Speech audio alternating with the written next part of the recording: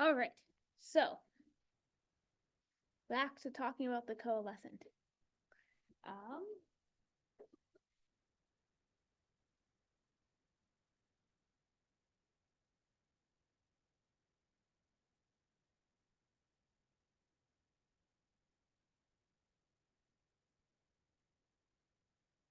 So in the last 3 lectures, we've been talking about the shape of the coalescent. So we derived the coalescent from the Wright-Fisher process. We scaled it and talked about these different metrics for it. And then yesterday we talked a lot, or Wednesday, we talked a lot about the shape of it. So how to, for example, sketch a picture of a coalescent that would be proportional to the expected times. And today we're going to shift topics a little bit, and we're going to start talking about what happens when we put mutations in the coalescent. So the coalescent is an extremely powerful tool for understanding genetic diversity.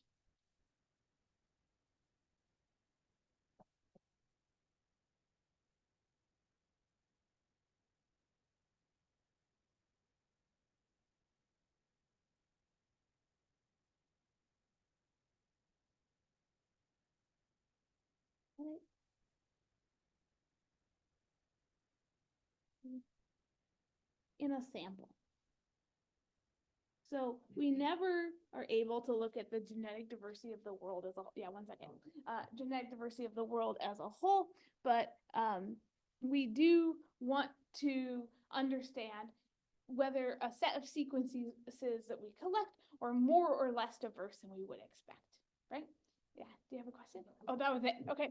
So yeah, so this is a reminder that the coalescent deals with a sample. So we sample those N sequences at the bottom, and then we project statistically back into the past how they're related to one another. And then one of the reasons that the coalescent is so incredibly good for understanding genetic diversity is that the model of this ancestry, so that shape of the coalescent, and the model of mutation are completely independent. So shape and mutation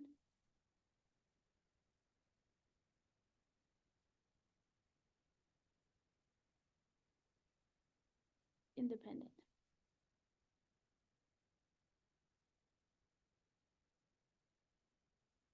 When you stop in the middle of the word and you're like, I don't know what this is supposed to end with. Okay, so yeah, so what this means is that once we have that shape of that genealogy, we can create a mutation process and essentially throw mutations on top of that tree and then ask what is the result as far as genetic diversity in our sample. And so that's what we're going to be doing today is we're going to propose 2 different models for throwing mutations on top of that genealogical shape. And then we're going to look at 3 different measures of genetic diversity that we get in the sequences at the present day if we have a particular shape of our genealogy and we've thrown those mutations on top. Sound good? Okay, so let's start by talking about the 2 models of mutation. And I want to note, so in topic number 5, we're going to start talking about continuous time, discrete state, stochastic processes. And a big topic that we're going to talk about in that world is something called models of molecular evolution, which are all about mutations. But those models of molecular evolution occur on long time scales. So on the time scale of species. So when we have, I don't know, we want to calculate the differences between humans and great apes. That would be a model of molecular evolution. When we talk about models of mutation in the coalescent, these are only valid on short time scales.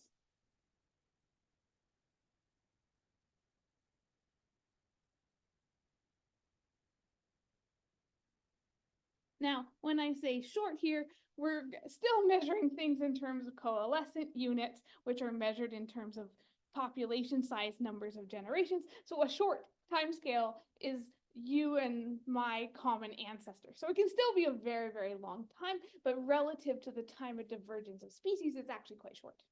Okay, and so the first one of these models is called the infinite sites model. And it assumes each mutation occurs at a new site in the genome. So I get a new, maybe I'll just draw a picture. So say that we start with some ancestral sequence, AACTG, and a mutation occurs. We pick a site for it to occur at. So let's say it occurs at that third site. So we would end up with something like AAGTG.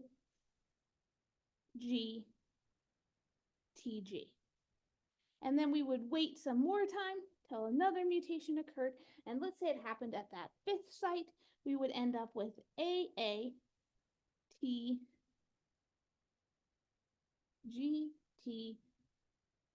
for example.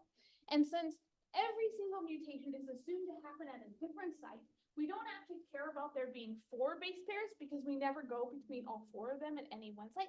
So we can reduce genetic diversity at every site. We can ignore whether it's a C, a G, or a T, and just talk about it as either being a 0 or a 1. Is it the wild type or is it the mutant? Okay, so we could translate this sequence into 0, 0, 0, 0, 0, 0, 0, 1, 0, 0, and 0, 0, 1, 0, 1. So this is our first model of mutation. Does this make sense? Okay, so obviously this assumes that these mutations are occurring in a very, very big genome relative to the number of mutations that happen. And so evolution never erases itself. So in fact, when we were first trying to understand molecular phylogenies, we used models that were kind of similar to this, phenomenological models that didn't account for the fact that evolution could erase itself, and they didn't work on long time scales. So this is just a reminder that you can only apply this on coalescent time scales. Okay, so that's the first model of mutation. The second model is called the infinite alleles model. And this is not for understanding genome sequences per se, but other types of variation. So just as an example, let's consider the fact that in the ancestral individual had produced protein number A, and one of its descendants mutates and now produces a modified protein, for example, protein B. And then another mutation happens and you get protein C. Here, we can represent this information as a single number, a single integer, but it's no longer a bool, it's an integer. So we have something that goes like 0, 1, 2, up to how many ever. Okay, so they are different. They apply to different types of genetic diversity, but we have these 2 different models of evolution. Does that make sense? Okay, so we're going to focus almost exclusively on this infinite sites model, mostly because in our world, we're really quite interested in genome sequences nowadays. And so by and large, we use this. These are useful for more old types of data, so allozymes or variant copy number variation and things like that. So we're going to focus on this type of model today. So there's a whole parallel set of metrics that you could derive for the infinite alleles model, but we're not going to do that. We're going to focus on measures of genetic diversity within the infinite sites model. Yes. In the first model, we are ignoring the situation at which a mutated site mutates again, because exactly. The probability is pretty low, right? Infinitely low, because there's an infinite number of sites. Yeah, that's why it's called the infinite sites model. Yep. Okay, so we have genetic diversity.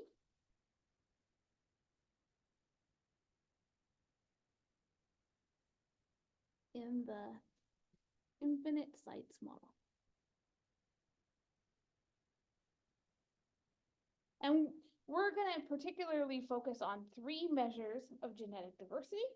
But before we can talk about those, we have to talk about how mutations occur. So you made this mention that somehow we're assuming that there's an infinite number of sites, and whether or not we can assume this depends on how fast mutations are occurring. So if we have lots and lots and lots of mutations occurring, and we only have a small amount of DNA in which they can occur, then the infinite sites model is not going to be appropriate. And so we need to start by talking about mutation. Okay, so remember that the coalescent is measured in units of any generations.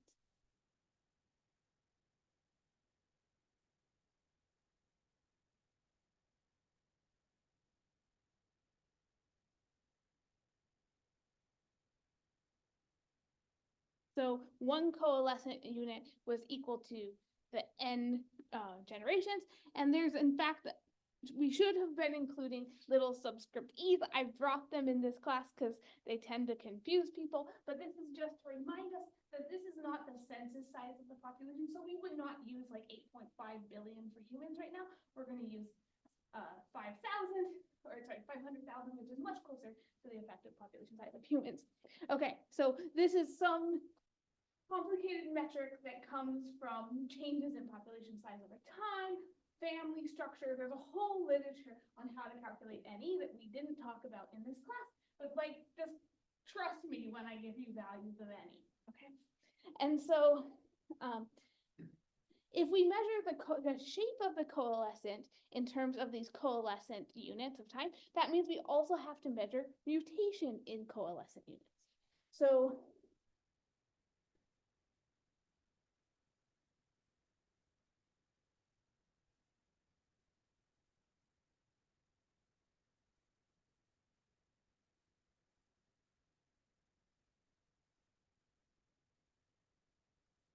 okay, so we're going to do a very hand-wavy calculation because the value of this varies depending on what population you're talking about, the species, the gene you're interested in, and so forth.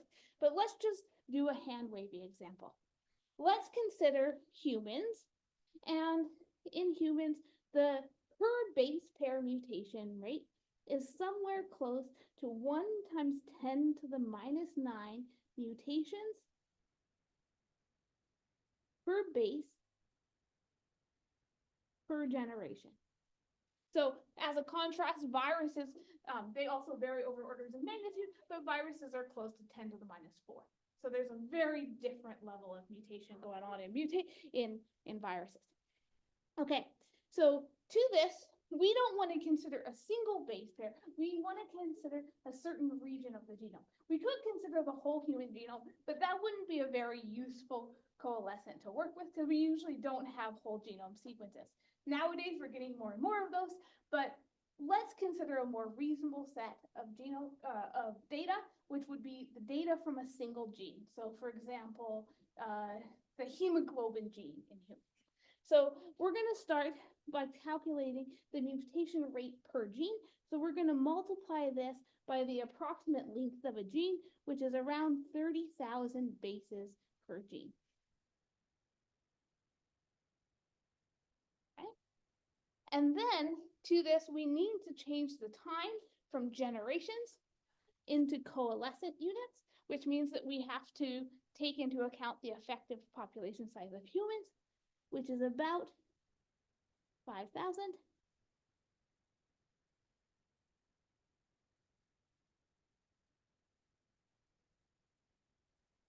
For coalescent unit. And then just because we're population geneticists, so just to remind you, this is the per base pair mutation rate, this is the effective population size, and because we're population geneticists, we like to put 2's in everything, so we just multiply this whole quantity by 2 for historical purposes. Okay, literally there's no reason to multiply it by 2, it's just got a 2 in there. Okay, and this gives us the measure of mutation on a coalescent scale. And so if I multiply all this together, I get approximately 0.3 mutations per sample.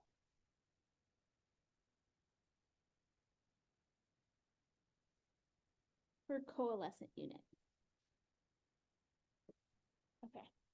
So in case you are taking these numbers too seriously, this is approximately equal to 1.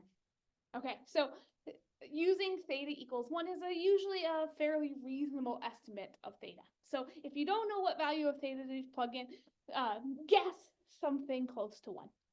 So it's usually on that order of magnitude. Okay, any questions about this? Okay, so the first thing that we want to do is let's simulate mutations according to the infinite sites model.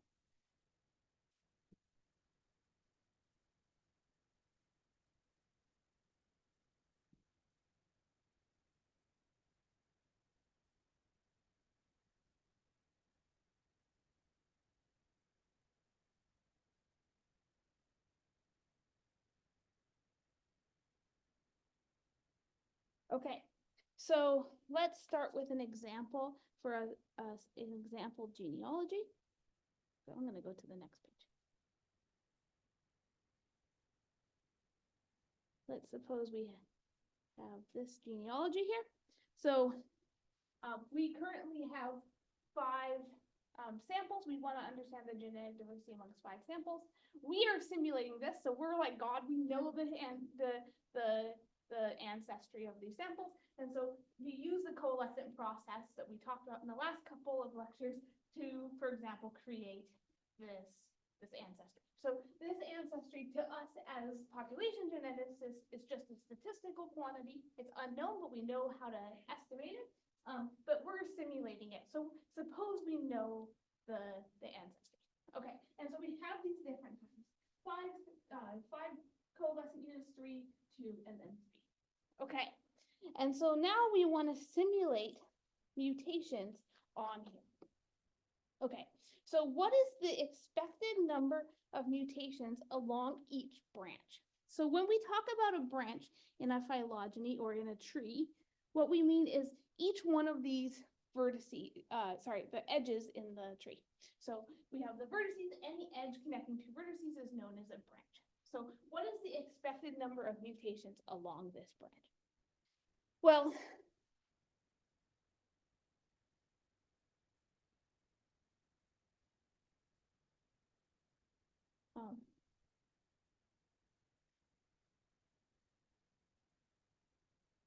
we can model this as a Poisson process. So you thought you could forget that Poisson process thing at this point, but no, you cannot. We can use a Poisson process. We assume that mutations are occurring at that constant rate theta, and then we want to count the number of mutations that occur over this amount of time. Okay, so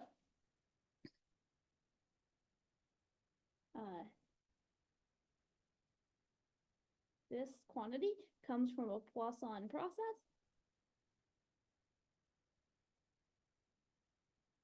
And we have to think about that rate. So we have lambda is equal to the mutation rate. Now, remember that because we're population geneticists, we multiplied this by 2. So we now have to divide it by 2 because that 2 is completely artificial. So we just have to divide it by 2. And then we have to multiply it by the length of the branch.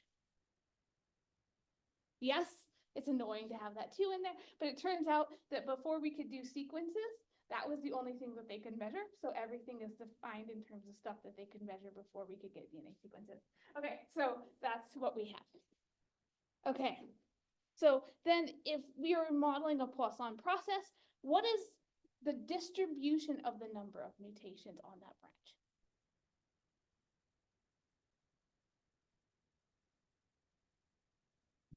It's Poisson distributed, right? Which means that the mean is lambda. So we have that the mean here is lambda. So we have theta over 2 times t branch. So the expected number of mutations on each branch is simply proportional to the length of the branch. So as an example, for that tree that I just had up above, you can't really see both of these at the same time, but we have the length of all the different branches in the tree between each of the 2 vertices, and then we just multiply by theta. So let's use theta equals 1 for this example. We have to divide theta by 2. So we have the branch length times theta, which let's assume that that's equal to 1, and we'll divide it by 2. And so we could estimate that the number of mutations along a branch should be approximately this. Make sense? Okay.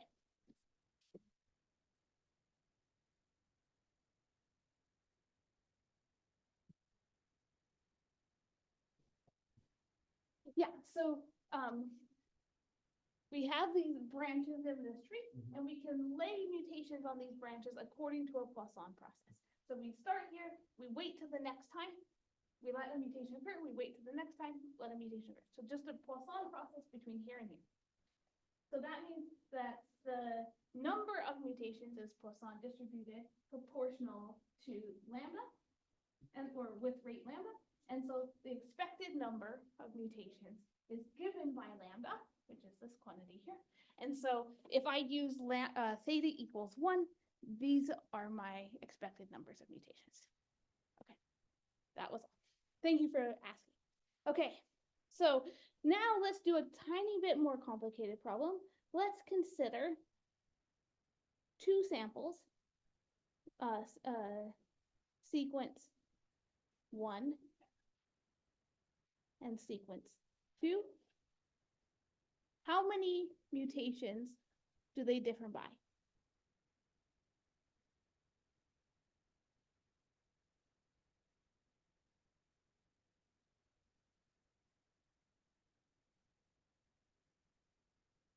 Okay, so in order to answer this question, let's go back to our tree up here. So we're considering samples 1 and 2, and so both of these are a gene sequence.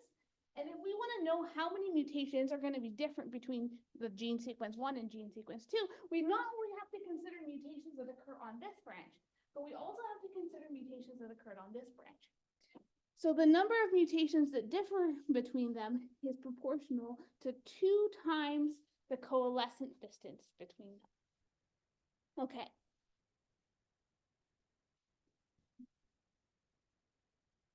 So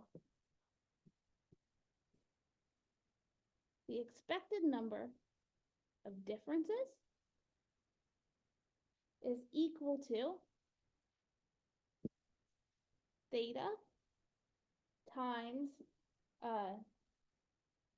the total branch length that between them. So they are separated by 3 plus 2, so total of 5 times 2 units.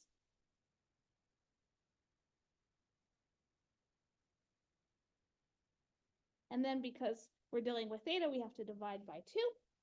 And so this just comes out to being 5 times theta. So if we assume that theta is equal to 1 in this example, then we simply would expect that there would be 5 mutations that differ between those 2 gene sequences. Okay, and so this quantity that we just calculated, this expected difference between 2 samples, actually has a name. So this quantity is actually known as the pairwise differences between samples 1 and 2.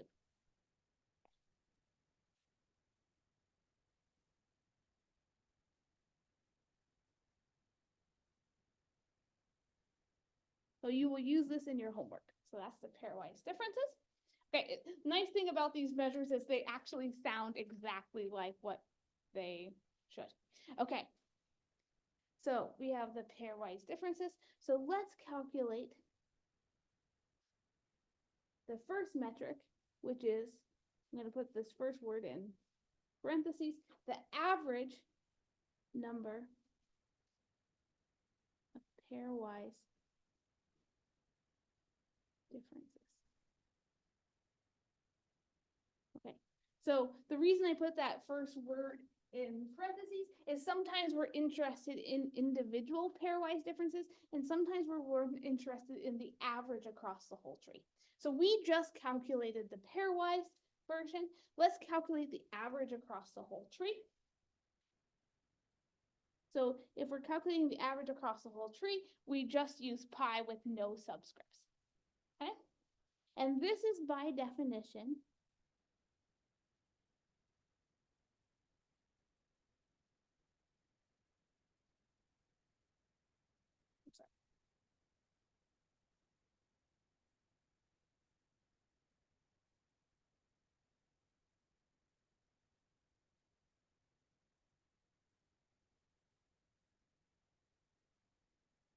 simply the average.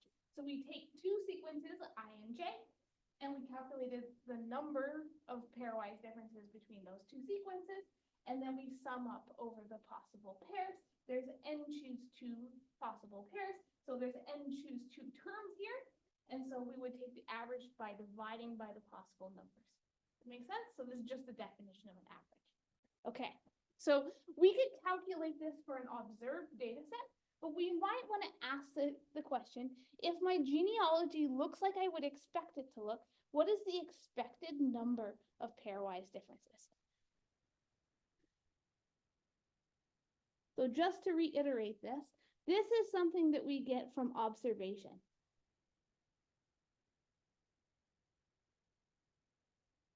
But we might want to calculate the statistical expectation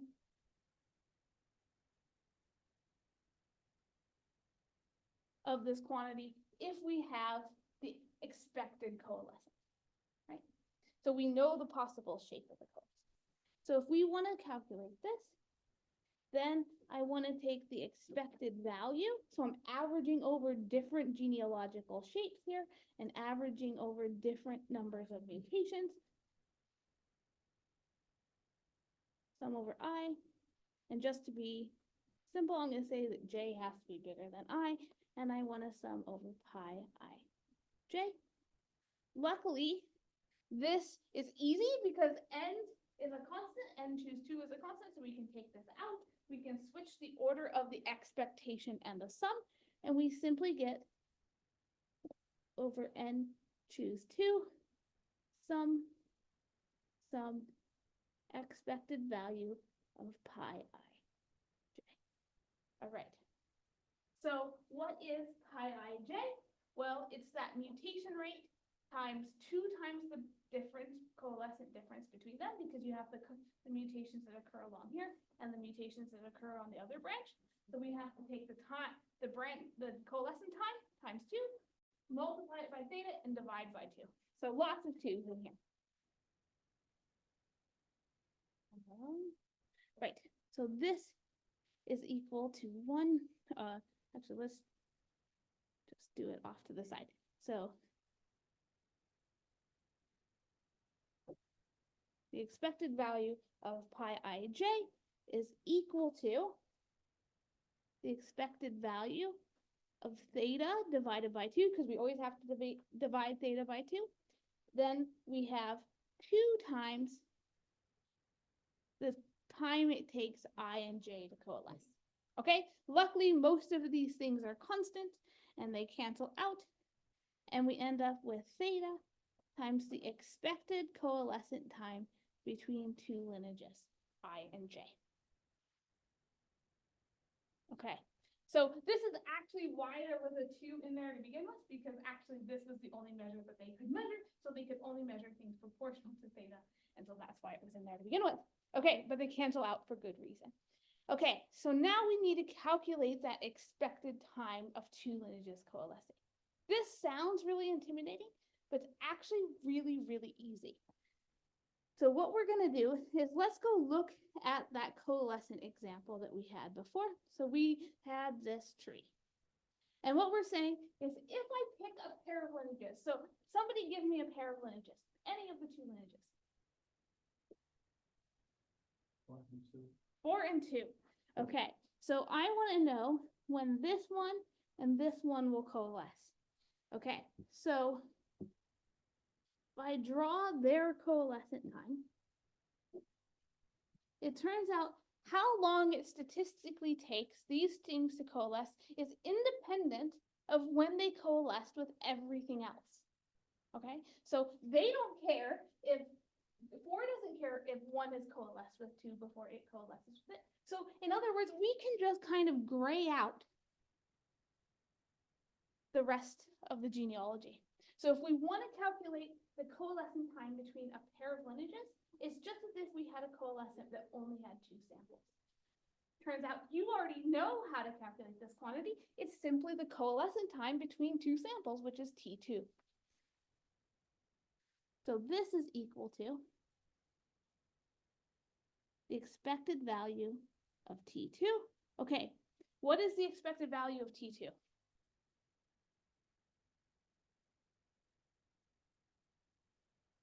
1. Okay, so how did we get there? We know the coalescent rate is 2 choose 2, which is equal to 1. So lambda is equal to 1. The expected time is 1 over lambda. We have 1 over 1. It comes out to being 1. Okay, so we simply have beta. Plugging this all in, we have 1 over n choose 2, the sum of theta. Okay, this is the sum over I, and this is the sum of j greater than I. Now, if you remember why we put a 1 over n choose 2 out here to begin with, is because we were averaging over these number of terms, which means that we have n choose 2 terms in here. So I can take the theta out by multiplying it by n choose 2. There's n choose 2 thetas in here. So this is simply n choose 2 over n choose 2 times theta, which is equal to theta. Okay, so just to wrap that up, the expected number, the statistical expectation for how many genetic differences should between any two samples is simply proportional to their coalescent mutation rate.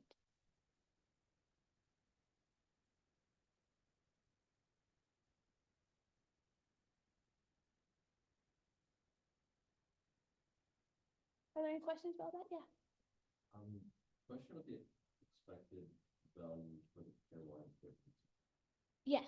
Is it like for 1 and 4 or 2 and 4 whatever it is? It's just 2 of them. So sorry, say that again. The expected value for any 2 pairwise differences is the same. Yes, because they don't care what else has happened. That's part of the Markov-ness of it. They don't care what else has happened. And so that for any random pair of 2 things that I choose out of the tree, some of them will be shorter than 2, some of them will be longer than 2, but on average they will be 2 because they don't care what else happened. So I can just think of those 2 lineages and how long it takes those 2 lineages to coalesce. Isn't that kind of cool? That's great. Yes, because you remember, this is all, it kind of makes more sense if you remember that the total height of the tree doesn't change. So as we get more and more lineages, you have more and more coalescent events, but any pair of them will coalesce in the same amount of time on average. Okay, so yeah, I know it's kind of weird. Okay, so the next measure that we have, so the first measure was the number of pairwise differences, or the expected number of pairwise differences. And then the second thing that we have is the number of segregating sites.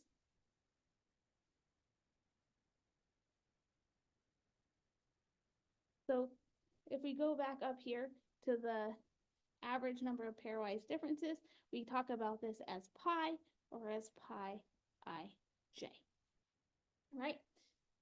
The number of segregating sites, we use the letter S. Okay, this is also very intuitive from its definition, is the number of sites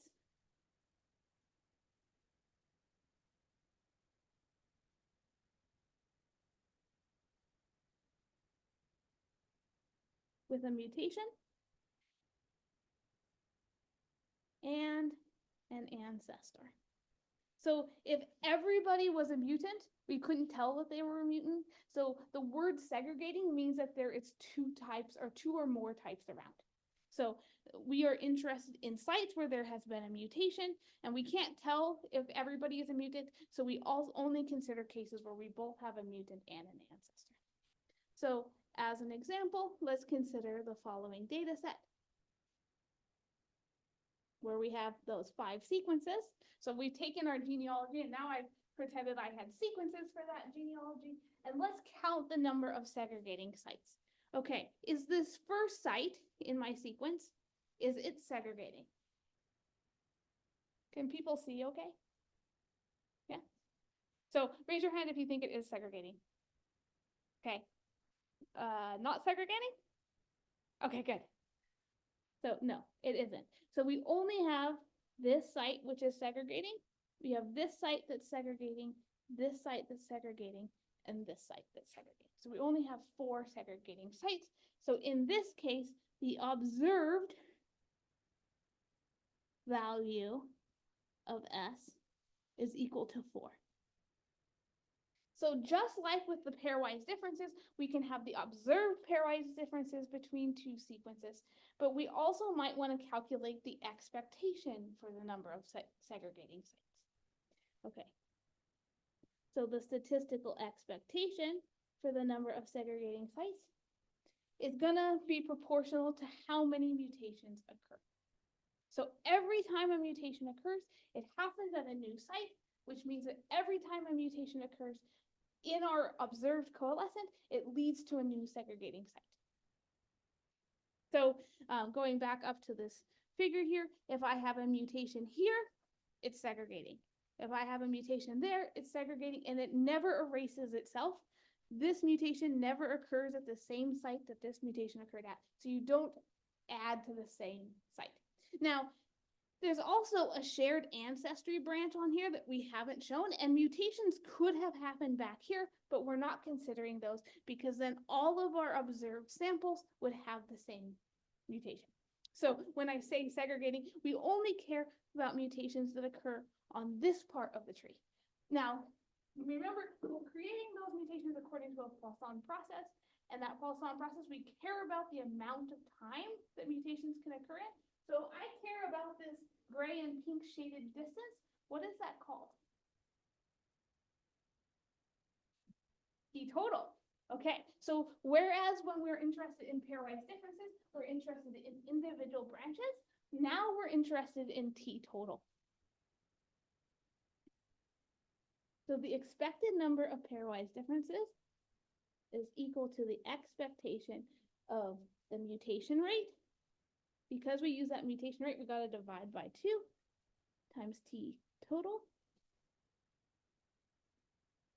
And then the theta over 2 is just a constant, so it comes out.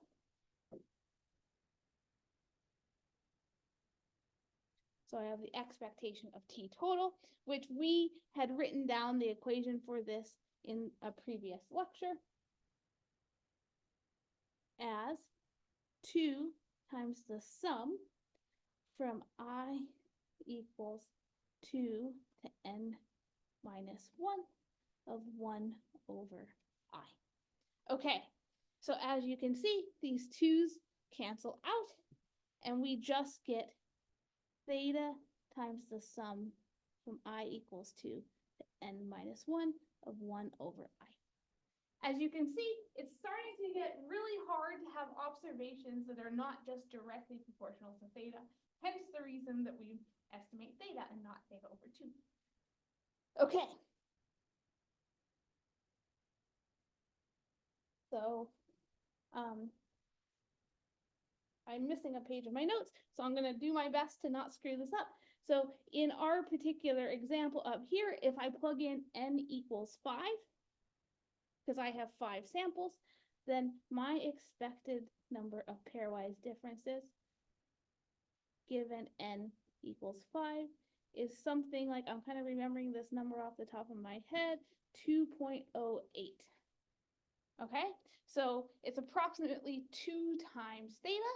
Now, in this case up here, we observed 4 segregating sites. So my best estimate for what theta is 2. So, or just slightly under 2, like 1.98 or something like that. Okay, so before at the beginning of the lecture, we guesstimated that theta was equal to 1, but given our data, our best estimate for theta for this particular data set is 2. So as you can see, 1 was a reasonable estimate. It's usually around 1. Yes, you have a question? In the notes, we have the sum from I equals 1 to n minus 1. Ah, that could be. Yes, I think I'm just used to writing it from 2.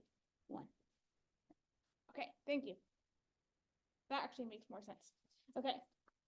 And then the final metric, so the first metric that we talked about was the number of pairwise differences. The second metric that we talked about was the number of segregating sites. The third metric that we're going to talk about is called the site frequency spectrum. Okay. So, and we indicate this with the psi I. In the notes, I also used eta I because there's actually two different definitions for the site frequency spectra. There's the site frequency spectra and the folded one. And when I was originally doing this, I kept going back and forth between which one I wanted to tell you guys about, but the one that I want to tell you about is psi I. Okay, so the site frequency spectrum is the number of sites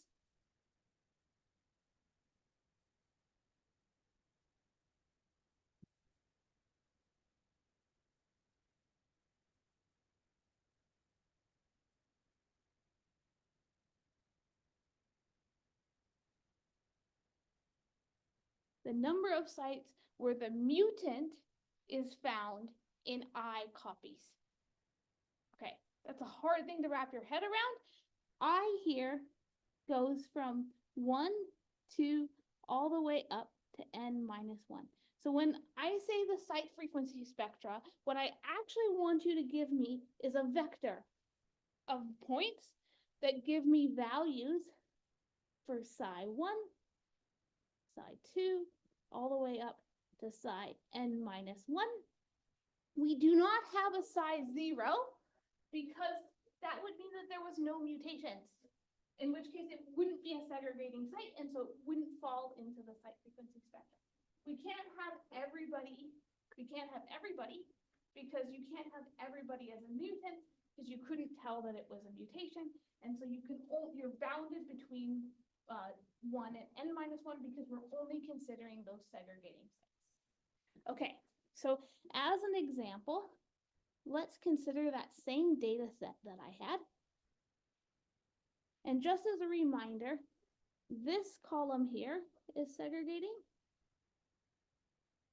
This column here is segregating. This column here is segregating. And this column here is segregating. Okay, so we also have to define an ancestor. With this data alone, you could not figure out an ancestor. You'd have to have the mutations mapped onto the genealogy, which you can do with methods we aren't talking about in this class. So let's just pretend that, like in the homework, I think I'll end up giving you a picture of where the mutations occur, and then you know which one's the ancestor. But for our purposes here, let's just define this guy as the ancestor.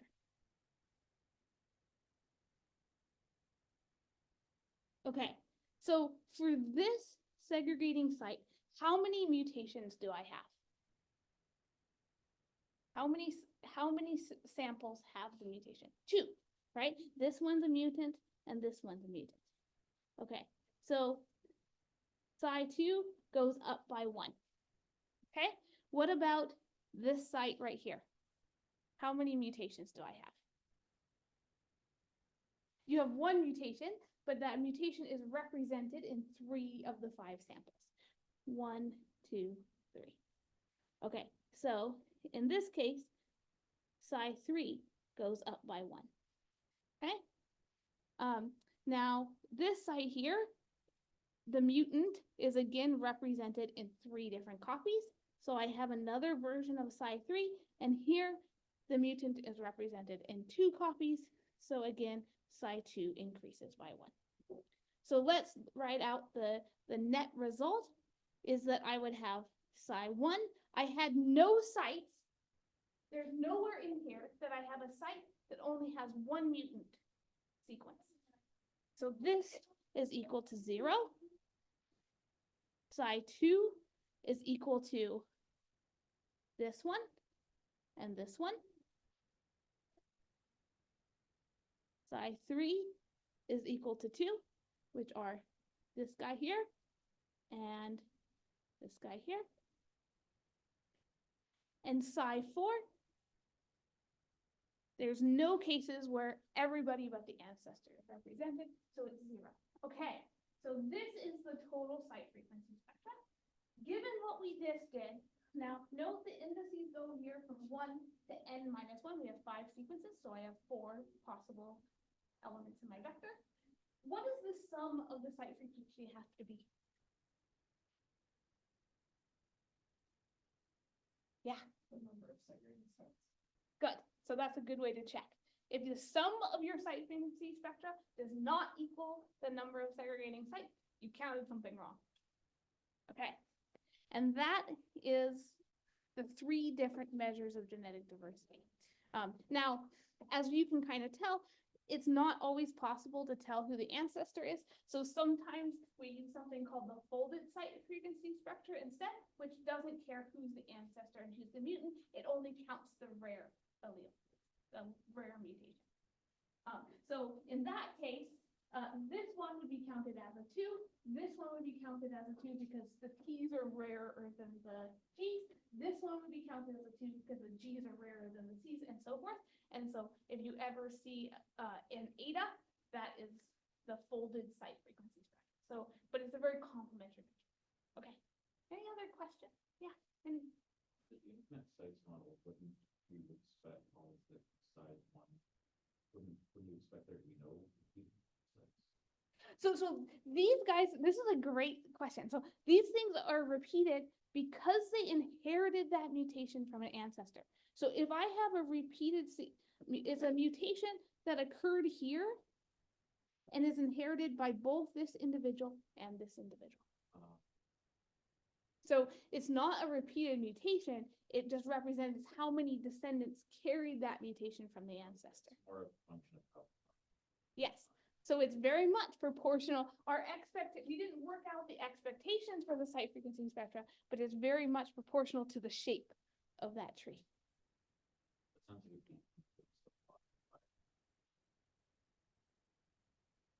So it certainly depends on N, right? Because the shape of that tree depends on N. So you're totally right. But given how many samples that you have, as long as it is a population that's well modeled by the Wright-Fisher model, we have very strong expectations for what the site frequency spectra should be, which makes it a really powerful measure. It's like, it essentially gives us the shape of our genealogy. So we've been drawing these genealogies as if we knew them, but we don't know them, right? But the site frequency spectra essentially gives us the observed genealogy, because which mutations can be carried in 2 copies versus 3 versus 4 depends on the shape of that genealogy. So anyway, it's fun filled. So anyway, but those are the 3 metrics. On Monday, we'll talk about simulating genealogy. So creating that shape of that genealogy and throwing mutations on top of that with simulations. Good luck with the homework. Hopefully it all goes well. Monday after. Monday after the reading break, yeah.